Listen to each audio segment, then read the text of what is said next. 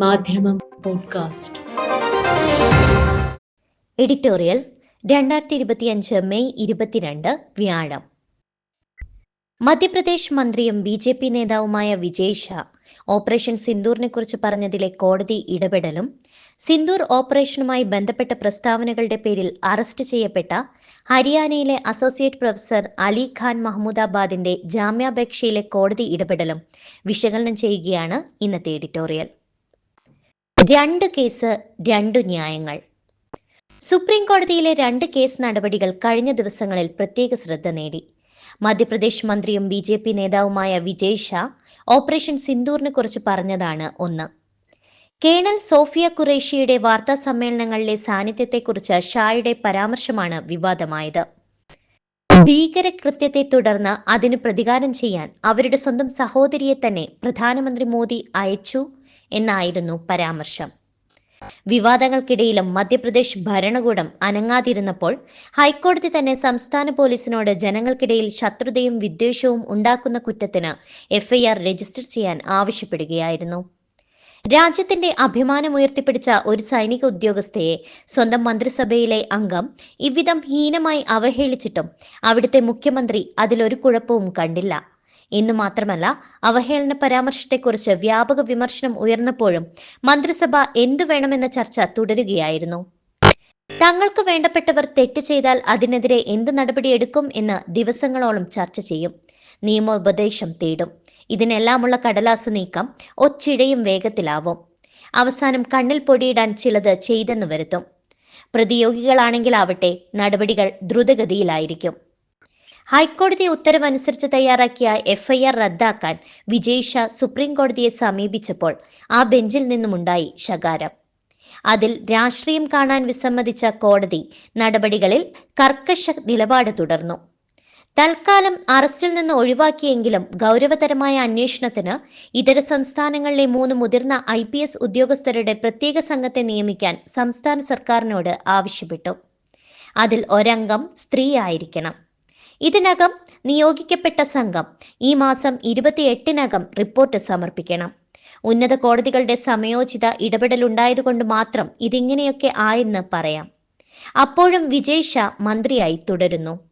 അതിനിടയിലാണ് സിന്ദൂർ ഓപ്പറേഷനുമായി ബന്ധപ്പെട്ട പ്രസ്താവനകളുടെ പേരിൽ ഞായറാഴ്ച അറസ്റ്റ് ചെയ്യപ്പെട്ട ഹരിയാനയിലെ അശോക സർവകലാശാലയിലെ അസോസിയേറ്റ് പ്രൊഫസർ അലി ഖാൻ മഹ്മൂദാബാദിന്റെ ജാമ്യാപേക്ഷ സുപ്രീം കോടതിയുടെ മുമ്പാകെ വന്നത്. അഭിഭാഷകരുടെ അഭ്യർത്ഥന മാനിച്ച് ഹർജി വേഗം കേൾക്കാൻ ചീഫ് ജസ്റ്റിസ് സമ്മതിച്ചതിനാൽ ബുധനാഴ്ച അത് പരിഗണിച്ചു. തുടർന്ന് ജസ്റ്റിസ് സൂര്യകാന്തും NK സിംഗും അടങ്ങിയ ബെഞ്ച് വ്യവസ്ഥകളോടെ ഇടക്കാല ജാമ്യവും അനുവദിച്ചു. എന്നാൽ FIR കോടതി റദ്ദാക്കിയിട്ടില്ല. പുതിയ FIR രജിസ്റ്റർ ചെയ്യരുതെന്ന് ഉത്തരവിട്ട കോടതി 22-നകം കേസ് അന്വേഷണത്തിനായി സ്ത്രീ ഉദ്യോഗസ്ഥ അടക്കം 3 മുതിർന്ന IPS ഓഫീസർമാരുടെ പ്രത്യേക സംഘത്തെ നിയമിക്കണമെന്നും പറഞ്ഞു. 2 ബാലിശമായ പരാതികളിലാണ് പ്രൊഫസർ അലി ഖാനെതിരെ പോലീസിന്റെ അതിവേഗ നടപടി. രാജ്യത്തെ നാനാഭാഗങ്ങളിൽ നിന്നുള്ള സാമൂഹിക മനുഷ്യാവകാശ പ്രവർത്തകർ, അക്കാദമിഷ്യന്മാർ, രാഷ്ട്രീയ നേതാക്കൾ എന്നിവരുൾപ്പെട്ട ഒരു വലിയ വിഭാഗം അറസ്റ്റിനെതിരെ രംഗത്ത് വരികയും നിവേദനങ്ങൾ സമർപ്പിക്കുകയും ചെയ്തു.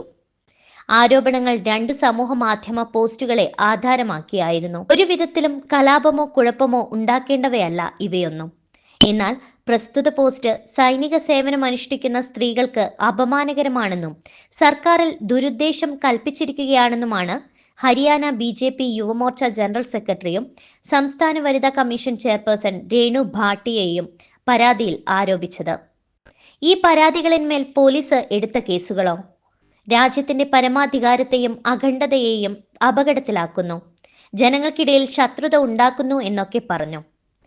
സമീപകാലത്ത് കേന്ദ്ര സർക്കാരും BJP സർക്കാരുകളും ഒരുപോലെ ഏത് ആശയ ശത്രുവിനെതിരെയും പ്രയോഗിക്കുന്നവ. രാജ്യദ്രോഹ കുറ്റം പരിഷ്കരിച്ച ഹിന്ദി പേരുകളോട് കൂടിയ പുതിയ നിയമസംഹിതയിൽ നിന്നെടുത്ത് കളഞ്ഞുവെന്ന് കരുതിയവർക്കും സുപ്രീം കോടതി അത് മരവിപ്പിച്ചെന്ന് തോന്നിയവർക്കും കൊളോണിയൽ നിയമങ്ങളെ പരിഹസിക്കാറുള്ള അതൊക്കെ തങ്ങൾക്ക് വേണ്ടപ്പോൾ വേണ്ട പോലെ പ്രയോഗിക്കും എന്ന് തിരിച്ചറിയാത്തവർക്കും ഇതൊരു പുതുമയായിരിക്കും. കോടതി കേസിന്റെ മെറിറ്റിലേക്ക് മുഴുവൻ കടക്കാത്തതുകൊണ്ട് തൽക്കാലം വിധിക്ക് കാത്തിരിക്കുക തന്നെ.